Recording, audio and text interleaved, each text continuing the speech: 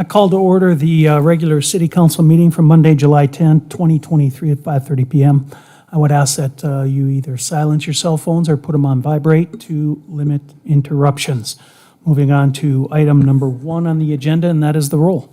Burlingame. Here. Evans. Here. Janser. Here. Olson. Here. Pittner. Padragula. Here. Ross. Here. Item number 2 is the Pledge of Allegiance.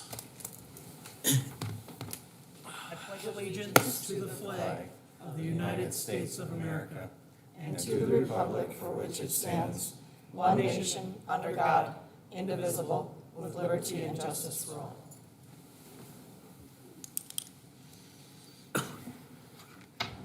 Moving on to the mayor's report. 3.1 is a proclamation. The mayor proclaims July 11th, 2023 as Minot High School Girls Soccer Team Day. Whereas the Minot Public School District is a proud institution featuring outstanding education and extracurricular opportunities, and whereas the Minot High School girls soccer team has a tradition of excellence that includes winning multiple state championships and continued that success in 2023 by winning the state Class A championship for the 3rd straight season through a combination of determination, talent, and teamwork. Now, therefore, do I, Tom Ross, Mayor of Minot, North Dakota, hereby proclaim July 11th, 2023, and as Minot High School Girls Soccer Team Appreciation Day, and encourage all Minot residents to celebrate the Madjets 2023 State Class A Championship and recognize the team members and coaches for their season of excellence that shines a spotlight on the successful academic and athletic programs organized and managed by the Minot Public Schools. Proclaims July 11, 2023 as Minot High School Girls Soccer Team Day. Tom Ross and Michaela McWilliams sign. So, and they're here, so congratulations.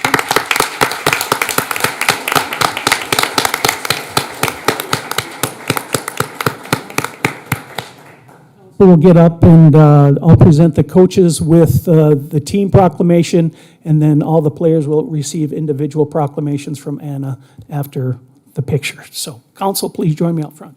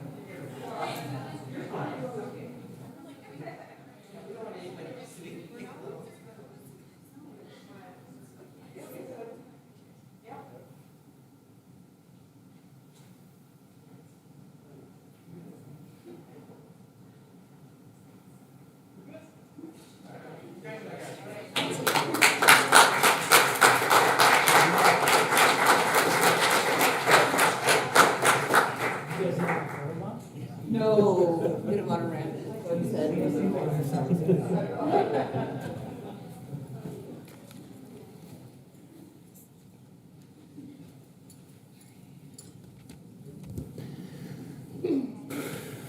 Three in a row, what an accomplishment.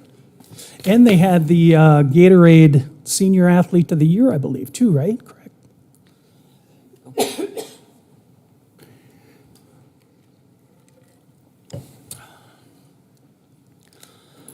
Moving on to continuing on with the mayor's report. At this time, I would like to honor an employee who has, this is going to be his last city council meeting, and I just want to take the opportunity to publicly thank him for his dedication and hard work to the city of Minot, to various organizations throughout the city of Minot. That is Derek Hackett. Derek, if you can come out of the Oz room, so to speak. Derek has been responsible, him and his team have been responsible for taking our public information to another level, and growing our social media in awareness, growth, and getting information out there. And Derek, on behalf of the entire council, I want to say thank you. Good luck. I know you're going to be around the area, so don't be shy. You can always come back, okay? And I've got a mayor's coin for you as well. Speech. Really want him to go in front of council? I got to be honest with you, Mr. Mayor. I'm teaching two guys how to do that. I have no idea what you were talking about for a while, so. Congratulations. Thank you so much.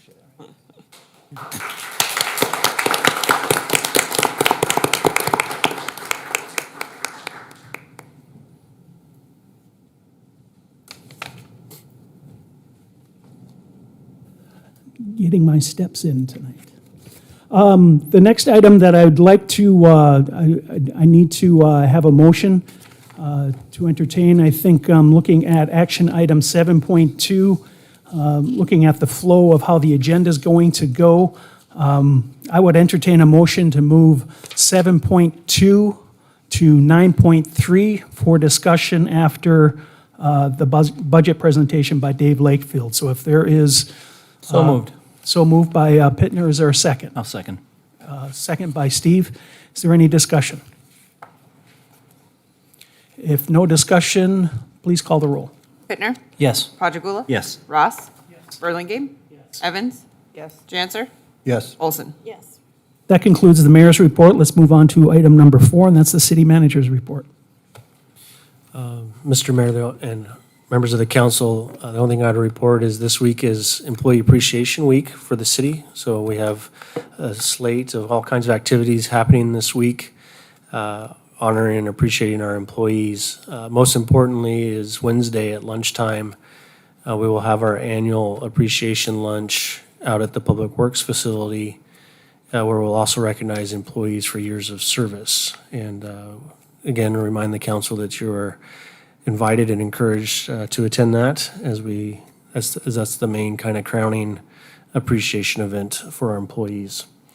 Outside of that, I would stand for any questions regarding the city manager's memo that's outlined and included as part of the council packet.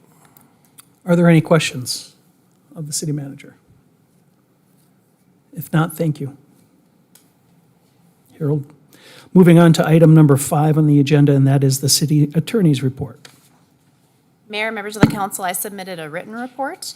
I can stand for any questions at this time, but of specific note, I'd like to remind everyone of the open records and meetings training that the Attorney General's office will be facilitating at 10 a.m. on July 26th here in the city council chambers.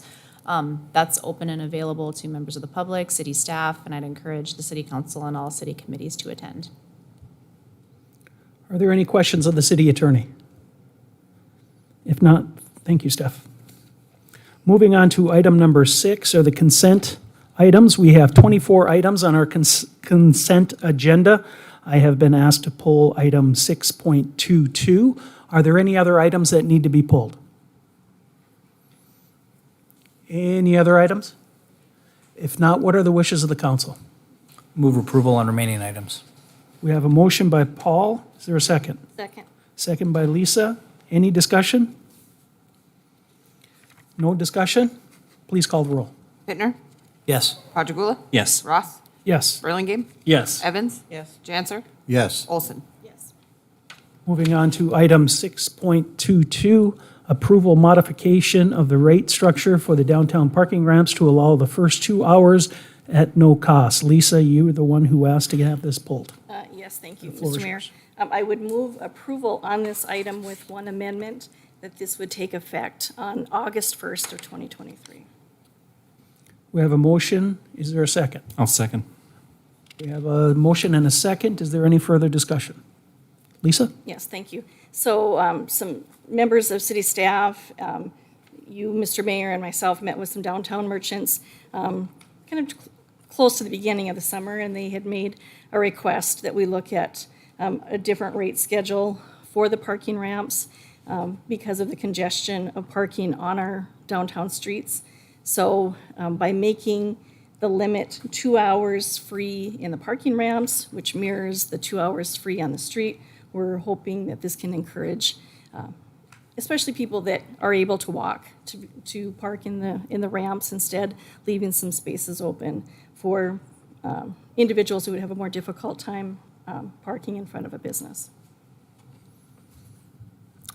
Any other comments? Any discussion? If not, please call the roll. Olson? Yes. Pittner? Yes. Padragula? Yes. Ross? Yes. Burlingame? Yes. Evans? Janser? Yes.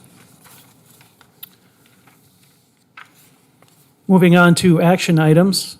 Item 7.1 is the Human Relations Committee appointment. What are the wishes of the council? Move approval. We have a motion by Paul. Is there a second? Second. Second by Steve. Is there any discussion? Carrie? I would like to decline the position of co-chair of this committee.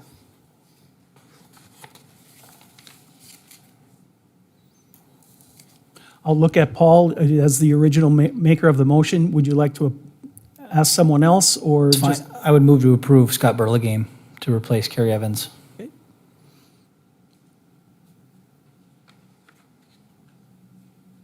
Scott, are you okay with that? Well, I mean, I guess. I wasn't really looking to it, but I mean, I would, if somebody else wanted to, I certainly would step up, but I appreciate the vote of confidence, Paul. So, Is there any further discussion? Lisa? Something that has been, well, first, did we get a second on that before I start talking? second. Okay, thank you. Something that has concerned me just a little bit since we approved this at our last meeting, and that is the position of co-chairs. I looked through Robert's Rule of Order. There's nothing that directly discusses co-chairs. I don't know how co-chairs proceed. I guess, the co-chairs would have to work hand in hand and have to determine which meeting they were going to lead and how that would look. I think it's just an added task. I don't think it's an impossibility. But I guess my question to Alderman Burlingame, since he would be willing to serve on that or on that committee, if he's looking to co-chair, or if he would simply like to be a committee member. I'd probably rather be a committee member, to be honest. I don't need a chair.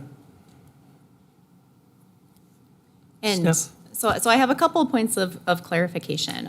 The first of which is we have a motion on the floor to approve the slate of nominees as set forth in the ordinance, and that was seconded. Alderwoman Evans declined the co-chairship, and then Alderman Pittner nominated Alderman Burlingame.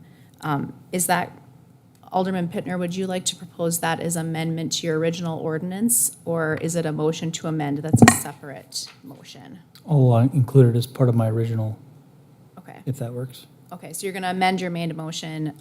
Alderman Padragula, do you accept? Okay, so the motion on the floor now will be to approve the slate as listed in the agenda, striking Alderwoman Evans's name as the co-chairship and inserting Alderman Burlingame's name in the co-chairship.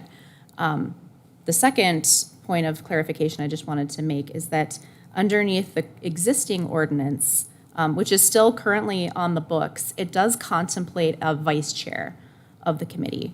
It also contemplates a parliamentarian and a secretary. Underneath the ordinance as it's currently written, the chairperson, the vice chairperson, and the parliamentarian are considered to be nominated and elected by a majority of the committee members itself, but we're kind of deviating from this as it currently is, nominating a chairman. So something the council could consider is also proposing who would be the vice chairperson and who would be the parliamentarian. The secretary isn't contemplated under the ordinance as someone that's elected by the members of the committee itself. That could be the city clerk, or it could be somebody that's elected by the members of the committee itself as well. So just a couple of things for the council to consider here when moving forward with discussions on officers, how you would like them elected. And I could answer any questions that you guys have about the current ordinance too.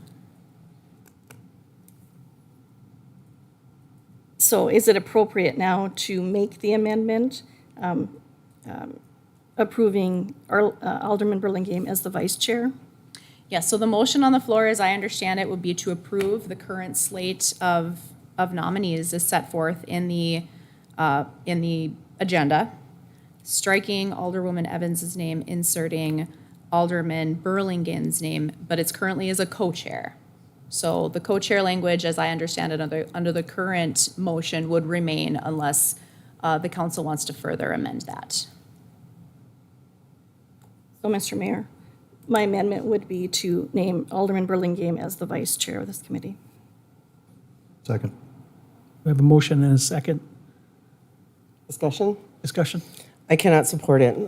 I think Mr. Pittner was very insightful in doing a co-chairship, and I think if we are committed to a collaborative effort, Alderwoman Olson can figure out how to co-chair this committee with Mr. Burlingame. Any further discussion? Paul? As the original motion maker, that would be my intent as well. I would like to see a co-chairship. Who runs what meeting, whether it's a co-chair in name only and someone takes the charge to run the meeting, maybe the more experienced council member can do that. But I think for the spirit of this committee and maybe some of the discussion that we had leading up to getting here, I think a co-chairship sends the right message and lends itself to collaboration. That would be I would prefer to see a co-chairship. Further discussion? Any further? Okay, what is the motion? Yes. Yes. My name is Denise Dykman, and I am one of the recommended appointments on the committee. And I really appreciate you all going through this process. I did have some questions. One is a process point. I received a list of all of the applications and all the applicants who applied for these positions, including myself in that list. And I did not see Miranda Schuler in that package. So as a process point, I wondered if Miranda Schuler had submitted an application timely or how that process played out. And I also wondered how the term limits were decided. And I noted that I did not receive an email about the meeting tonight discussing the appointments, so I don't know if the appointees have actually been contacted about this particular meeting, which I thought was a little odd. I only saw it because it was on the agenda. I guess we can start there. My other question was, I would like to know what criteria you all considered when deciding that the person you chose to be appointed as a good candidate to advance the human relations in Minot. I note that this list is, perhaps not representative of the diversity of Minot, and I wonder whether or not the committee should also be tasked with coming up with a process to better solicit applications from a diverse pool of candidates and determine who should be on the committee. Thank you. Well, to answer some of those questions, we had, I believe, 40 applicants or more. It was around there, but she is correct. Miranda did not provide an application. I believe it was up to the council members to decide whether they picked from an applicant or just a resident of Minot. Right, there's nothing in the code, Denise, that requires us to pick from applicant, like any appointee to any of the commissions or boards or any ad hoc committees under our code can be, any resident of Minot or a subject matter expert. So it's not limited to just people who've submitted an application. Thank you. I think that would probably be confusing to the public since you solicited our application process. Also, it does raise some concerns to me as to why the panel is not more diverse and representative of the city, if that is in fact the process. Well, I'll just speak for myself. I took it off, when we get applications for committees, that's what I went off from. I can't speak on behalf of who selected or chose Miranda, but that's how I chose, is off the solicitation. And I did reach out to the member that I recommended and had a discussion with him on that. As far as selection of terms, in discussions, I recommended making, going by seniority, by the members who have sat on the council the longest would get the choice for the longer terms. And I felt that that was probably the more equitable way to do that. So who's ever sat longer, they got the selection for the longer terms of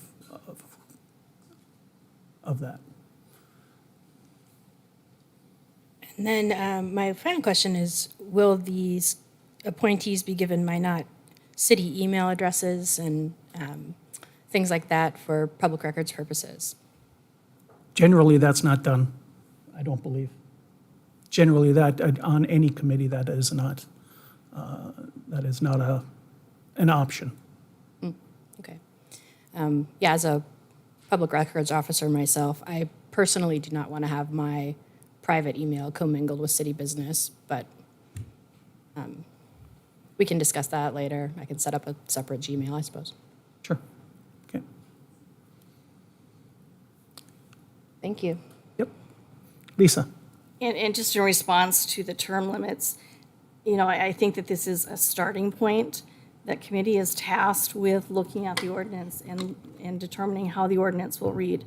So I think it was important to have term limits put in place so that the committee can begin working, but that may not be the way that it looks after the committee has met a few times and made some changes. So right now, I look at it more as a placeholder, just to get the discussion started. Thank you all. Thank you, Lisa. Scott? Yeah, I was just going to say, I think that's a big part of it, is that my hope is with this committee is that it can lay out and work out some of those kinks and put forward a lot of those discussions and things like that. To me, this is the entire purpose behind what I believe Alderman Pittner's motion was, to get the ball rolling, to get a smaller group together, to get a group together to work on this. So that's sort of my thought. Any further discussion? Lisa? So back to my amendment, as far as having Alderman Burlingame as the vice chair, I'm fully confident in the fact that Alderman Burlingame can co-chair this committee, and if that is his preference, then I can take back my amendment. I just knew that he had another big committee that he is chairing and was trying to lighten the load a little bit, but if he is comfortable being the co-chair, then I will take back my amendment.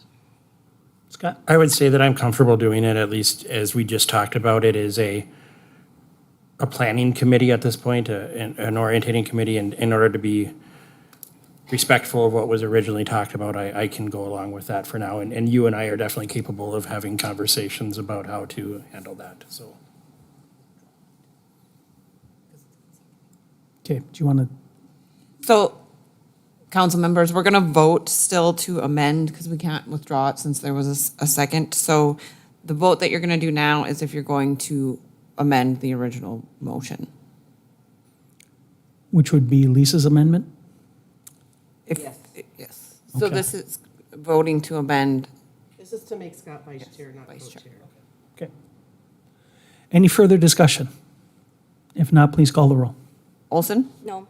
Pittner? No. Quadrigula? No. Ross? No. Burlingame? No. Evans? No. Janser? No.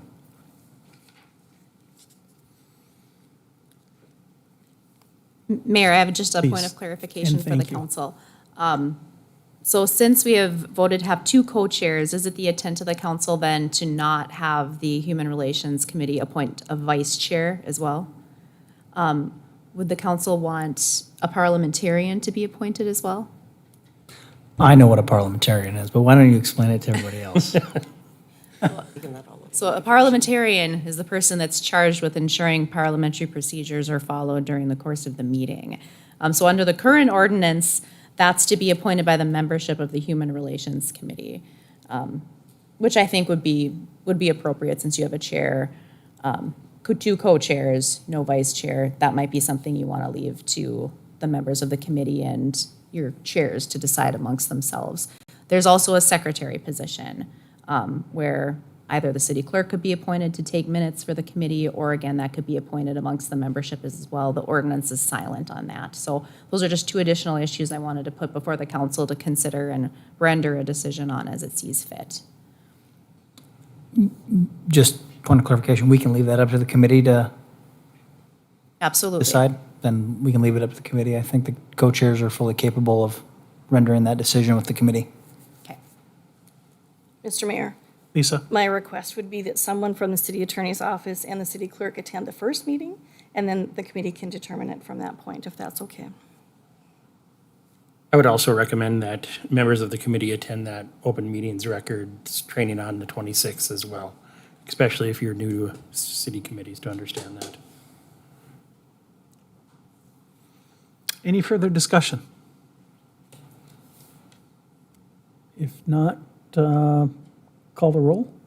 Or do we have, is there a motion on the floor? It's the original motion of Alderman Pittner's. Okay. And if, one other point of clarification, I just wanted to put out for the council to be, and the membership to be aware of moving into these meetings. So one feature of our current ordinance that's kind of unique is that it allows for the members of the committee to have an alternate that they select themselves. So obviously, that's something that's for the council to contemplate if they want that to be permitted in this stead, or if you want to have the Human Relations Committee kind of consider that as a part of its overall ordinance consideration as well. But just something to be aware of. Underneath our current ordinance, it allows the membership to have an alternate of their choosing. So if you attend the Human Relations Committee and somebody selects an alternate to come in their stead, that's something that I just want the public and the council to be aware of. That's allowed under the current ordinance. It's unique. I'm not familiar with that, something being allowed under our other committees. So it's unusual, something to be aware of. So if we wanted to do away with that, would we make a motion at this time not to? To me, that just seems, we need to get together and work on this, and having different members coming every time seems like a mess. Certainly. The council could make a motion to suspend that allowance in the ordinance to allow the membership to select an alternate. I would like to make that motion to suspend the alternative. Alternate. Second. We have a motion by Scott, I think Steve seconded. Any further discussion? So, and then under our current ordinance, which like I said, it's unique, there's a lot of little nuances under this ordinance to be aware of. So there's currently 7 members underneath the committee and then your 2 co-chairs, right? So underneath our current ordinance, the chairs are not voting members of the committee. They'll only vote in the event of a tie. So with 7 members on the committee, if everybody's present all the time, the chairs will never vote unless there's somebody absent and there's no alternate there. So if you have 6 members, that's when the chairs will be allowed to vote in the committee, which presents a unique situation because then you're back to an even number. So I'm open to suggestions on how the council would like to address that situation should it arise in the committee. And it's a unique situation because you have 2 co-chairs, and it would only happen if only one person from the regular committee membership is absent. Mr. Mayor, Yes, Lisa? as I was researching this, trying to figure out how co-chairs worked, in some situations, they're given half a vote, or it could be whoever is the presiding officer at a meeting could have a full vote and the other person would not. Can I make a motion that co-chairs get a vote? 1 vote. So there's 9 total votes I'll on this second that. committee. Okay, do we have, how many motions on the floor do we have? 3. Number 3. Okay, so we need to deal with, which one, Would deal with theories? Carries first. Alderwoman Evans is first. Okay, Yes. we have a motion and a second. Is there any further discussion on that? So the point of clarification is the vote for each to have 1 full vote? Yes, that is the motion. There will be 9 full votes on this committee, including the 2 of the co-chairs, 1 and 2. And the co-chairs will always vote? They will always vote. Okay. Any further discussion? We're Not right now. Any further discussion? If not, please call the roll. Evans? Yes. Janser? Yes. Olson? Yes. Pittner? Yes. Padragula? Yes. Ross? Yes. Burlingame. Yes. Okay, moving on to the next motion that is on the floor. Which motion would that be? This will be Alderman Burlingame's motion to amend, which would be suspending the alternate position whom can be appointed by a committee member. And there was a second for that? Alderman Padragula seconded. Okay, is there any further discussion on that motion? Any further discussion? If not, please call the roll. Burlingame, Yes. Evans, Yes. Janser, Yes. Olson, Yes. Pittner, Yes. Padragula, Ross. Yes. Moving on to the final motion under this action item. That would be the original motion of Alderman Pittner's to approve or to confirm the appointments to the Human Relations Committee, striking Alderwoman Evans and inserting Scott Burlingame as a co-chair, including the amendments of the co-chairs getting one vote each and suspending the alternative position whom can be appointed by a committee member. Is there any further discussion? No further discussion, please call the roll.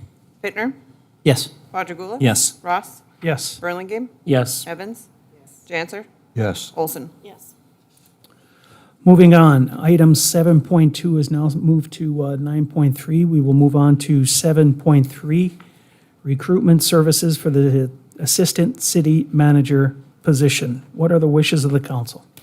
Move the recommendation. Second. We got a motion by Mark, second by Paul. Is there any further discussion? I'm sorry, this is 7.3? 7.3. Right.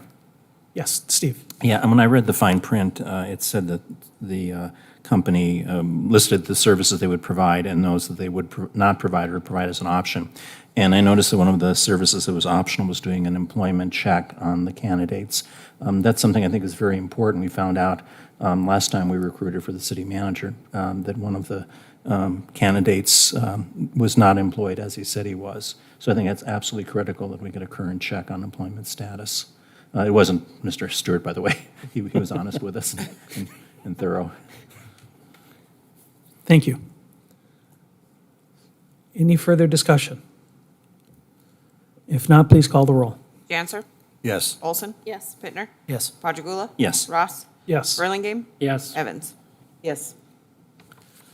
Moving on to item 7.4 is the MPO Policy Board creation. What are the wishes of the council? Move approval. We have a motion by Lisa, second by Paul. Any further discussion? Any discussion?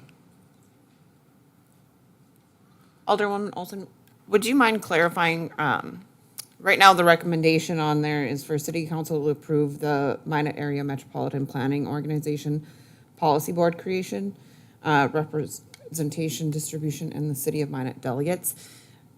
Just because it's not up on the board, are you approving the two people that were appointed to the steering committee along with the city manager to become policy board members? Yes, that is the recommendation.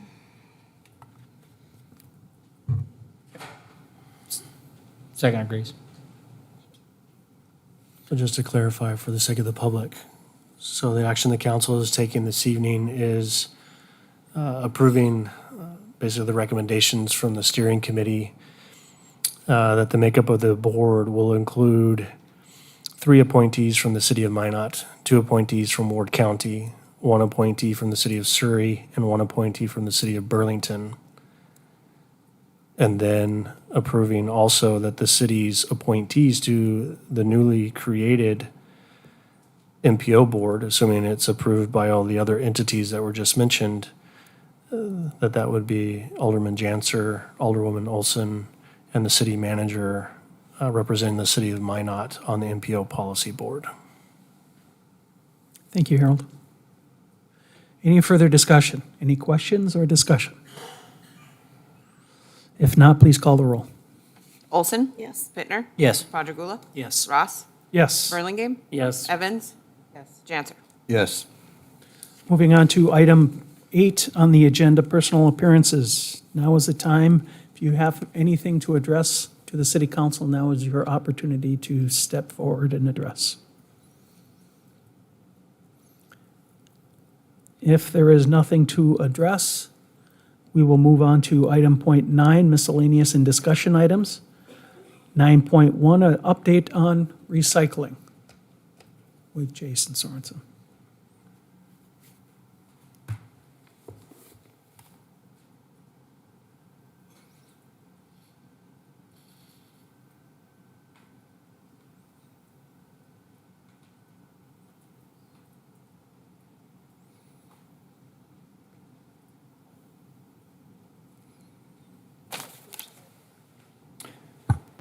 Good evening, members of council. I just wanted to provide a little update. You've probably noticed there are some recycling containers that have shown up around town since last Monday, so just to let you know kind of how things are going.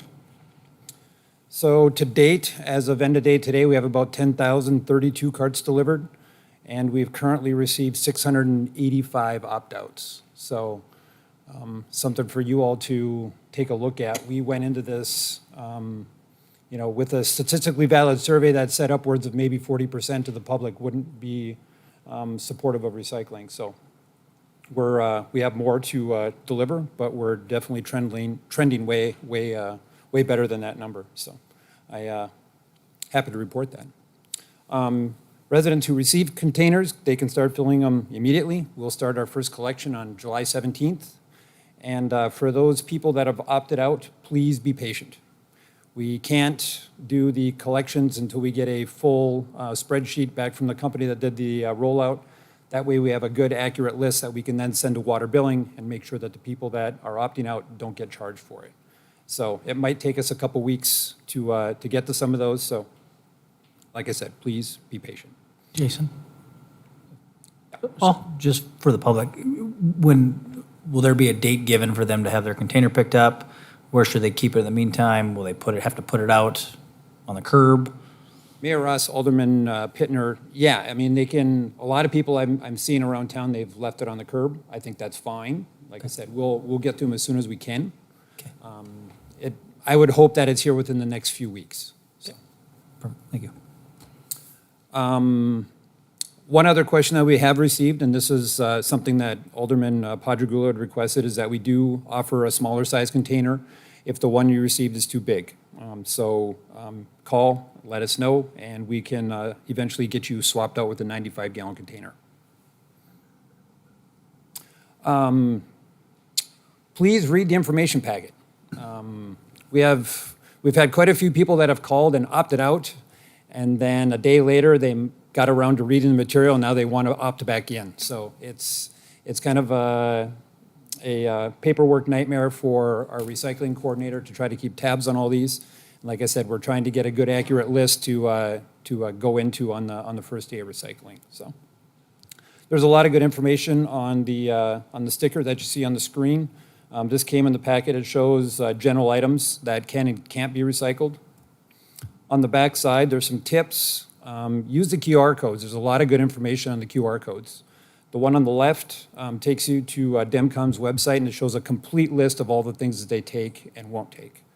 And then if you're curious about end markets, the process of sorting recycling, the QR code on the right takes you to DEMCOM's YouTube page, and they have a lot of really good information on their facility, how it operates, and where they're taking their end market materials to.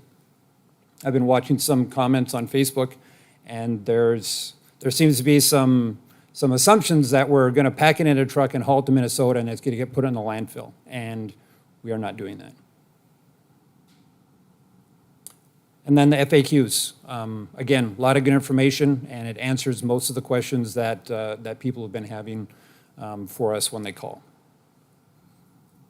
And just to give you an update on where the current conditions stand with recycling markets.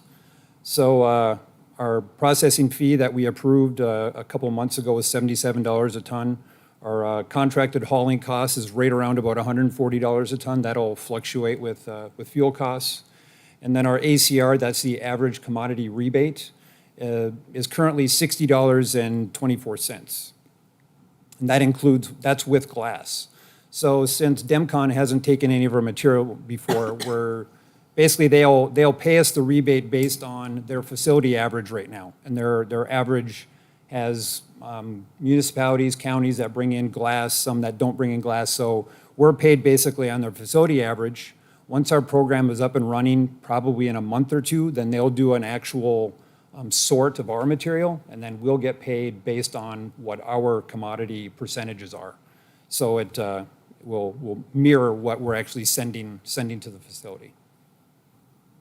And then the thing to remember is these markets are going to remain cyclical. It's a supply and demand.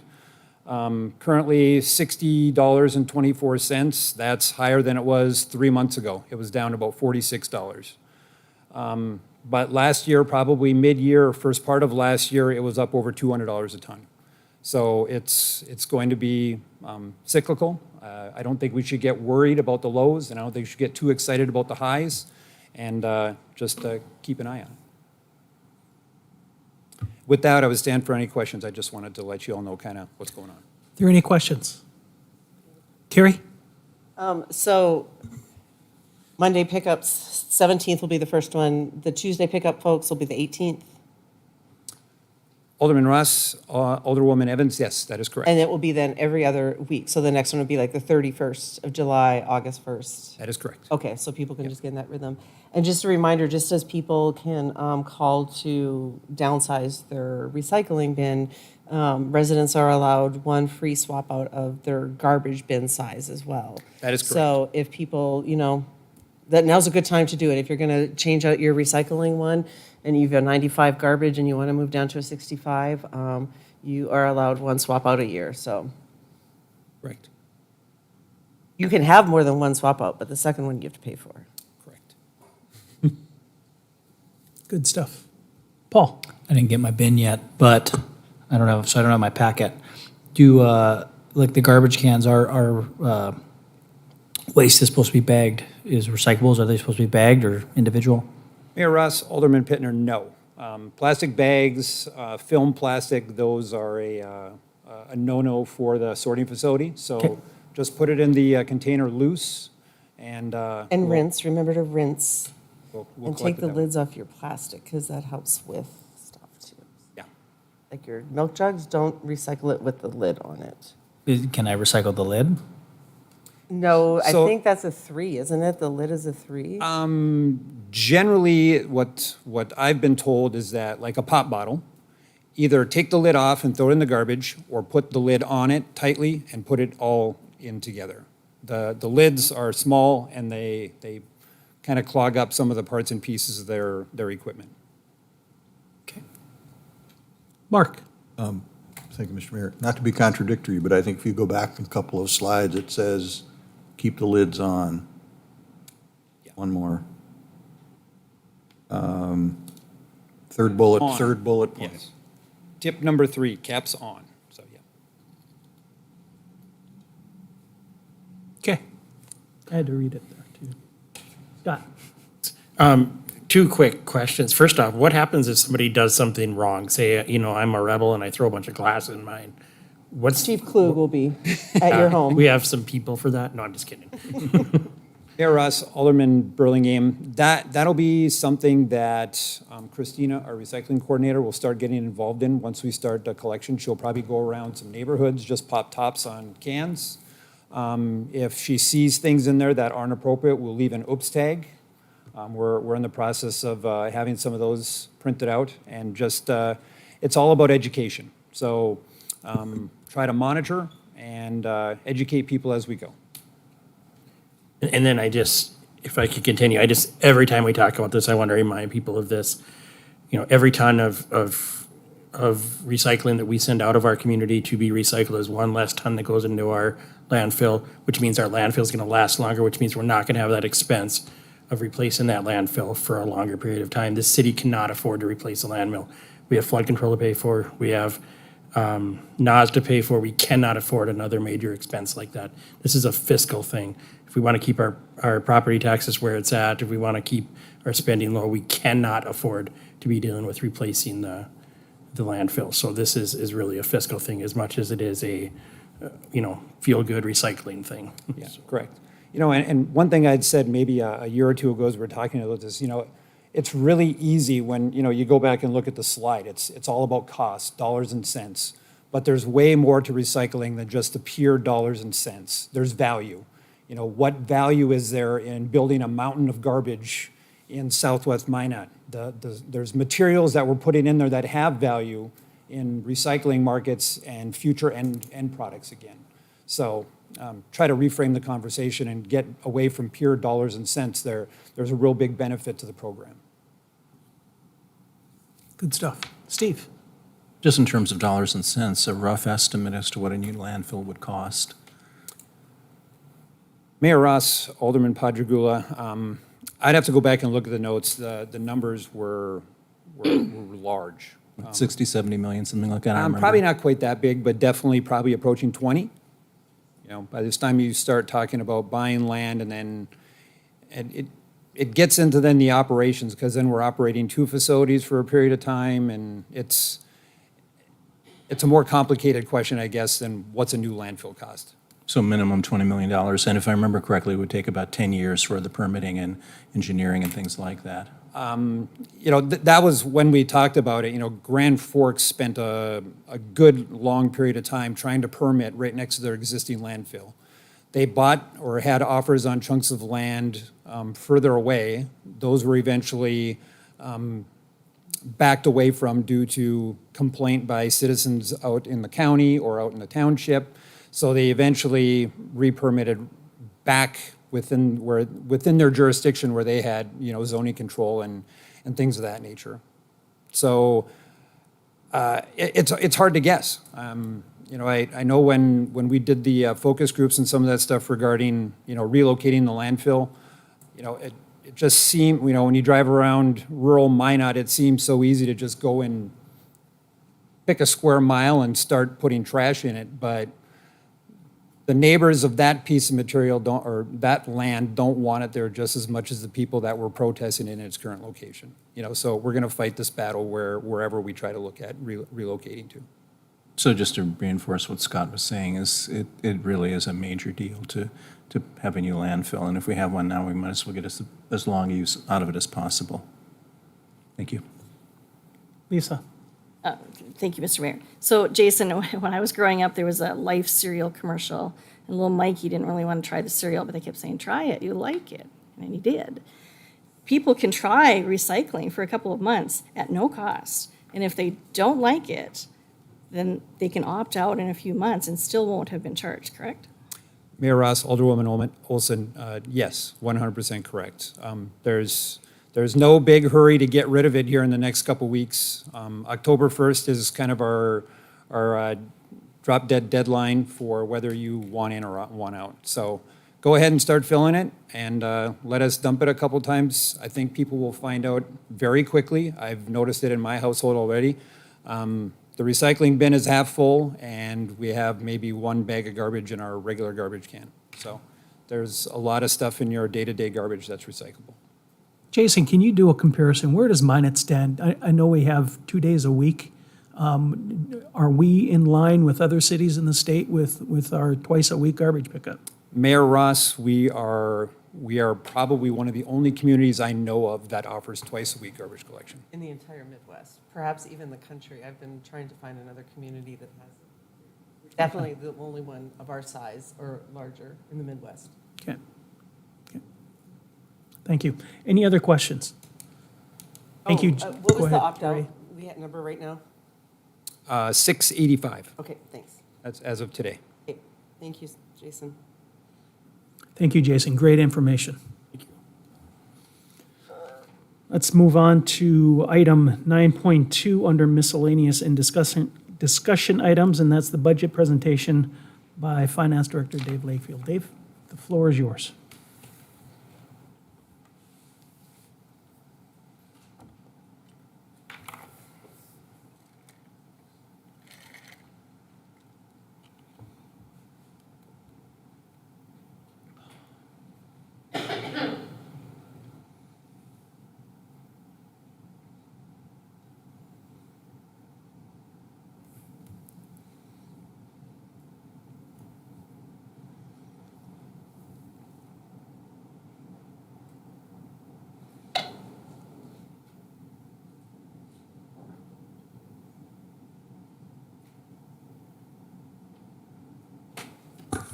Good evening, Mr. Mayor, members of the council.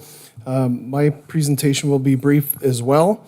I just wanted to get in front of the council and give a little bit of an update on where we are at with the 2024 budget process. City Manager Stewart, myself, and members of the Finance Department have met with every one of the city's departments to review what they had submitted for their preliminary budget requests.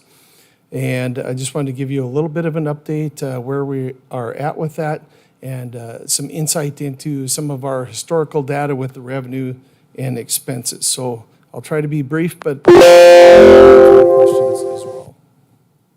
So the slides we're going to look at a 10-year revenue comparison, 10-year comparison with actuals versus original budget, 10 years salaries and benefits versus total costs. And this is focusing on the general fund because that is what has the main impact on our tax levy. And then also 10-year general fund revenues to original budget and actuals. And all of these have their own significance. So on the first slide here, this one is showing 10-year revenue history. So we have a number of different lines here.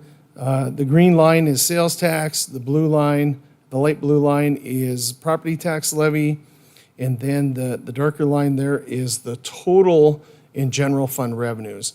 So as we can see, the property tax levies generally, and I've included a trend line, generally up and to the right, so gradual increase. The sales tax numbers don't follow that general trend.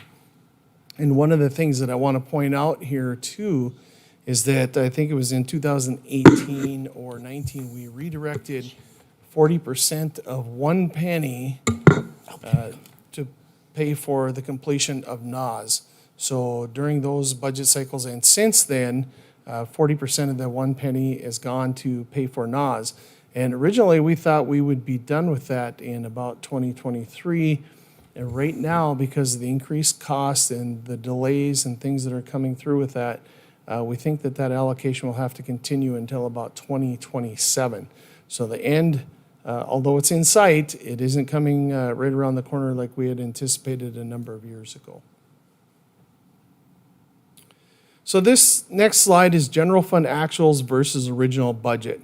And the significance to this is showing the trends over time.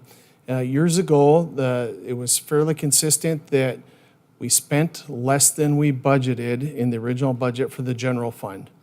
And then here a few years ago, that trend has changed.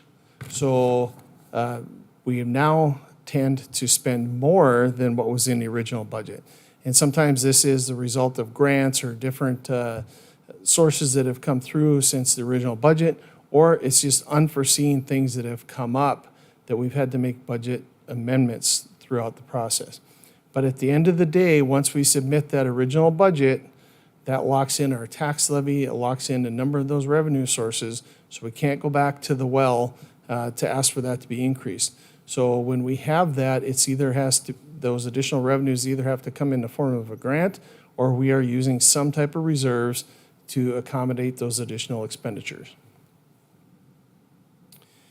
This next grant shows the 10-year comparison of salaries and benefits in comparison to total costs. So as we move to the right, these two lines, and I've included the trend lines with the 5-year projection, they diverge as we move to the right. So that means although salaries and benefits have increased over time, they haven't moved at the same rate as total costs have. So meaning our other operational costs other than salaries and benefits have increased at a greater rate than the salaries and benefits costs have. With the general fund departments, the bulk of our expenses are salary and benefits. So having these other items increase at a greater rate creates even more issues for us. And this, again, is a comparison of general fund revenues to original budget and actuals. So again, showing the lines between the budget and the actuals and how they change positions, and the revenues trending slightly below the budget and the actuals. And the difference here is that this includes just revenues for the general fund. It doesn't include transfers from other funds or some extraordinary items that would be included in that. And again, here, the key is that these lines continue to show a greater divergence from one another. We want those lines to be as close as possible to each other so that we're not relying on transfers from enterprise funds or other funds to make up that difference. So this is some information that you have seen before, again, showing the percentage of the budget that is funded by property taxes that continues to decrease, which makes us more and more dependent on other forms of revenue. Again, just about 86% of property taxes go to fund the public safety function. And of that amount that goes to fund public safety function, just about 71% of that is personnel costs. So in a nutshell, we have some challenges ahead of us as we prepare this preliminary budget. And I've listed out some of the most important or critical. Increases in expenditures are obviously outpacing the increases in revenues. Budget savings have diminished. In prior years, it seemed that we always had some budget savings at the end of the year that would build our fund balance or we could use to offset future budgets, and that has diminished over the past several years. The ability to increase revenues is very limited. There's some potential pending legislation, and I just wanted to touch on this a little bit. It was in the Minot Daily. I just came back from vacation, and I saw one of the headlines that recently the Secretary of State's office has given the approval for circulation of a petition to eliminate property taxes. So that has been something that has been on the ballot before, and if that is successful, that creates some challenges for us on how we're going to fund our municipal government here. So that is something that creates challenges for us and how we would fund government functions in the future. But it also means that we have to be very cautious in what we're doing with these budget cycles in the current year here too. Inflationary pressures, the markets are very volatile. Interest rates, commodities, things are going up and down, and it makes it very difficult to have an accurate forecast. Some of the necessary actions that we need to get control of this, implementing cost-cutting measures. We have to rein in spending to get control of this. So that's probably the most important thing. Avoiding budget items that have ongoing costs. And I know this is a sensitive subject, but additional personnel requests, that is a cost that continues to give or be a demand every year in the future budget cycles. It may be necessary to evaluate service levels and what the anticipation is. Right now, our delta that we have to make up in the next few weeks, right now we're about $4 million apart from where we are, even with our increased revenue projections and what was submitted for the preliminary budget. So that's a fairly daunting task that we have in front of us. And then the last item I have on here is sticking to our priorities. And I know that it's very enticing. We all want to, be the person that can champion the next great cause. But that's why we have some of these conversations that we lay out the priorities and what's the most important things in our community. That's why we've done the surveys, what's important to our constituents.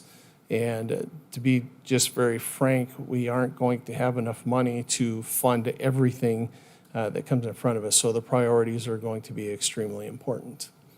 And that's all I have. I don't want to be doom and gloom all the time, but we have our work cut out for us in the next few weeks. And hopefully we'll see some increased revenue. Last week I was on vacation and I was on the phone with Melody Shelke, and we were buying federal home loan bonds through a broker because we got a great rate on it. The downside is we've done some of these in the last few months and they're all callable and they get called. So 3 months or 6 months down the road, we're looking for the next investment because it's short-lived. And the markets have, I think that was Wednesday or Thursday, we wired the money to buy these bonds, and already the market has changed since then. So it's going to be a challenge in the next several years, I think. And with that, I would entertain questions. Any questions of Dave? Carrie? This $4 million gap you're talking about, does that include the motion we approved on June 2nd that Alderman Janser made that we could take up to $3 million out of reserves? Mr. Mayor, Alderwoman Evans, that is after accounting for the $3 million in reserves.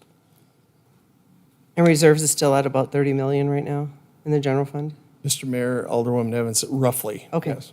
Thank you, Dave. Any other comments? Questions? If I may. Harold? So again, to kind of drive this point home, my concern is that the current trends and trajectories are not sustainable. Expenses, costs continue to grow faster than the rate of growth of revenues. And I think the sooner that we come to terms with that and curb that, the better. It's never popular to talk about cutting costs and cutting spending, but I think that this year that we need to tighten our belts and look at where we can cut costs significantly to bring these trends back into balance better. The challenge, though, is the cost of goods that are going up aren't really things that we have control of that we need to have in order to continue to operate. I can't cut the electric bill a whole lot. At the end of the day, we have to put gas in vehicles so that police cars and fire trucks can move down the road. And there isn't a whole lot of way of cutting costs when it comes to that. We can look at ways of trying to be more efficient and maybe drive less miles and those kinds of things, but at the end of the day, when the service is demanded, we're expected to show up.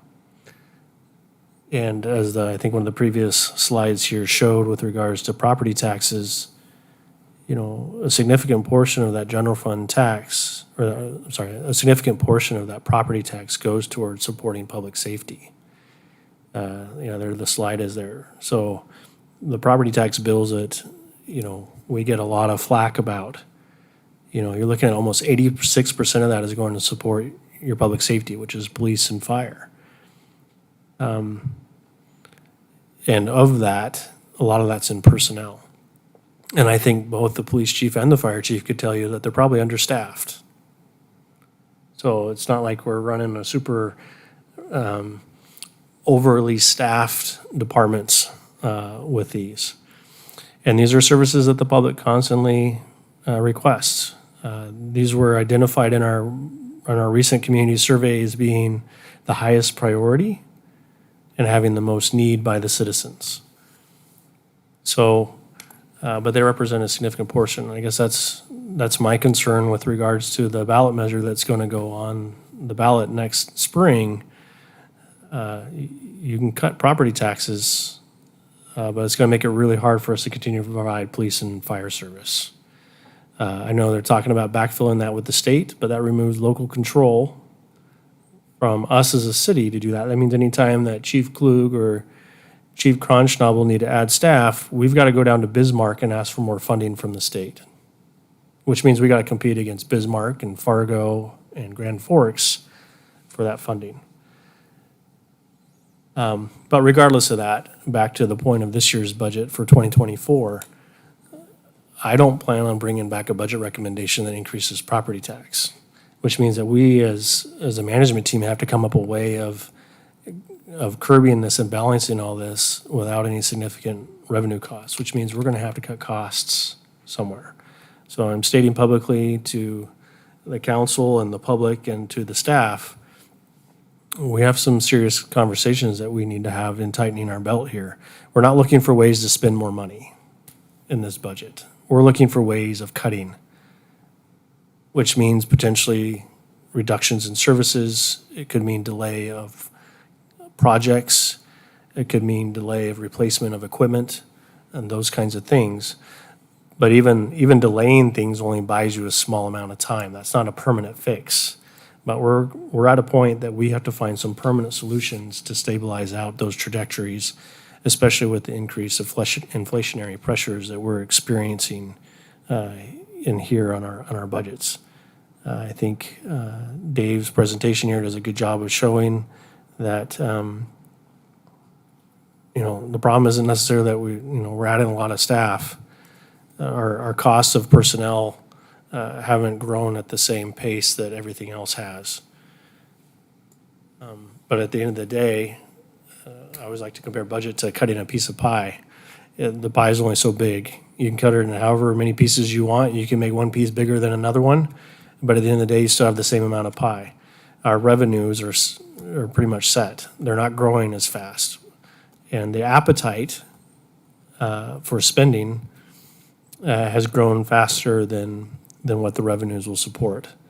And we need to curb that and check that and bring it back into balance. So with that said, we have a couple weeks here as staff to balance this out, particularly with regards to the general fund. And it won't be easy. Trying to come up with $4 million in spending cuts is not going to be an easy task. But I'm committed to doing that and not recommending an increase in property taxes. Because I also understand the pressures that the community has. We're not the only ones feeling these inflationary pressures. I think all of us feel it with our own homes. You go to the grocery store and spend more money on groceries, even though you may be buying less. And there's only so much money that our citizens have as well. I think sustainable solutions for the future, although it won't help us with the 2024 budget, is we need to continue to push for growth within our community. We need to invest funds in areas intentionally, and that's going to continue to help Minot grow, in particular to help Minot grow in areas that we've already invested in infrastructure, so that we don't have the added infrastructure costs of putting in roads and water and sewer and those kinds of things. And grow with economies of scale. So continuing to recruit new business in, continuing to find solutions on how to address our housing issues and have more housing growth within our community. Those are the things that are going to create long-term solutions to help balance out these problems and issues. But in the meantime, in the temporary, we're going to have to come up with some different measures here to curb spending and cut spending and help keep the pressure off of the pockets of the citizens. Carrie? Harold, do you still feel like the direction that we gave you and your team on June 2nd is sufficient for the task ahead? Well, if I remember correctly, the direction of the council at that time was just to maintain levels of service. I don't know how we cut $4 million and maintain levels of service.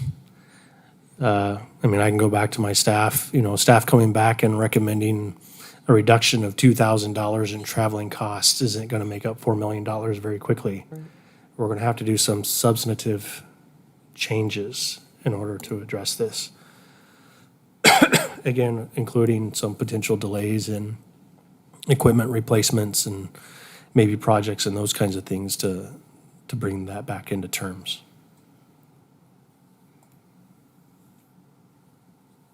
Any other questions? Not? Thank you, Dave.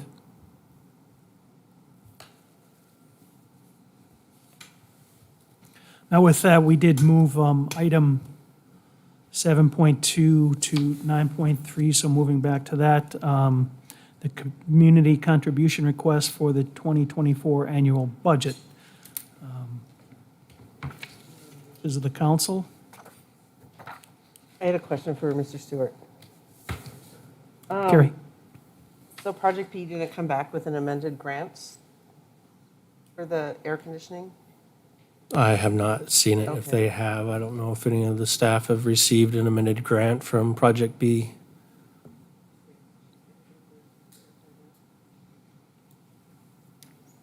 Okay.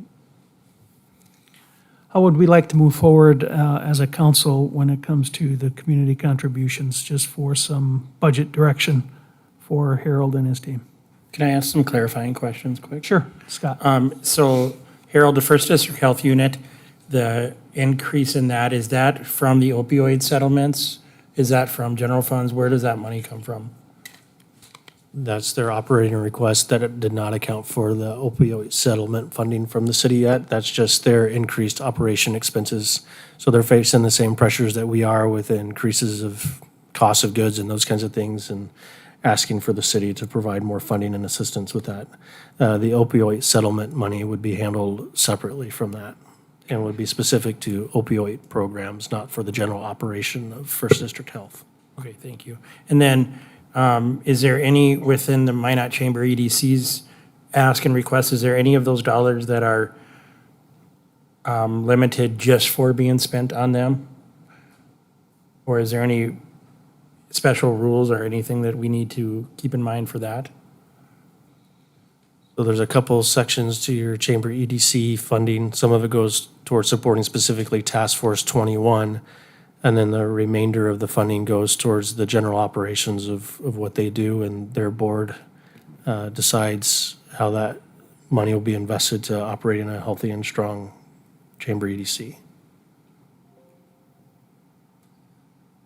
So Harold, I'd like to, I don't know if I want to make a but, so just as you and your team are having to, really scour the numbers and stuff in the next 2 weeks, I think it is fair to ask the people the entities that have asked to do the same.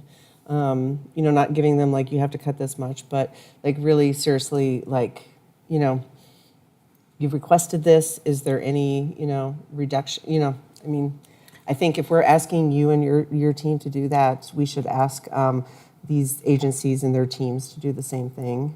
And before our next meeting, to come back with, a revised request that hopefully takes into consideration, the economic reality of our city right now. Yeah, I can do that. I don't know, do I have to make a motion for that, Steph? Or does it, what, is that direction? I don't know. If you want it to be official direction from the council, I'd recommend a motion. Okay, that'll be my motion then. Second that. We have a motion and a second. Steve, second. Any further discussion? Mr. Mayor? Yes, Lisa. I think, just to piggyback on that, looking at the information that was provided to us in our packet from 2020 to 2024 proposed, it's in the neighborhood of $400,000 more than what these groups were requesting in 2020 as to 2024.